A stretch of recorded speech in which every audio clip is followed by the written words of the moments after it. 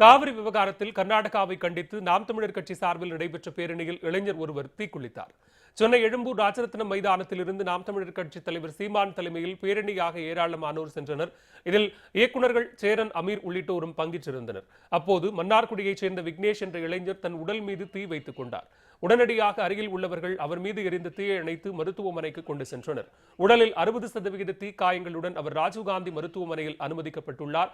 அங்கிருந்து மேல் சிகிச்சைக்காக கீழ்ப்பாக்கம் அரசு மருத்துவமனைக்கு கொண்டு செல்லப்பட்டுள்ளார். விக்னேஷ் தீ குளித்த காட்சியை ஊடக பொறுப்புணர்வு கருதி நியூஸ் 18 தமிழ்நாடு தொலைக்காட்சி ஒளிபரப்பவில்லை. நம்ம எதையுமே அறிவுபூர்வமாக சிந்திச்சு உணர்வுபூர்வமாக செயலாக்குகிற ஒரு ஜனநாயக பிள்ளைகள்.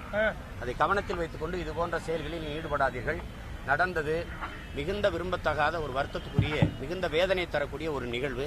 இத்தனை பேர் நம்ம நிற்கும் போதே நம்ம கண்ணு முன்னாடி நம்ம தம்பி அப்படி ஒரு செயலை செஞ்சுக்கா, எங்கிருந்து வந்தா, எங்க உடல்ல எரிதிரவத்தை கொட்டுனான்னே தெரியல.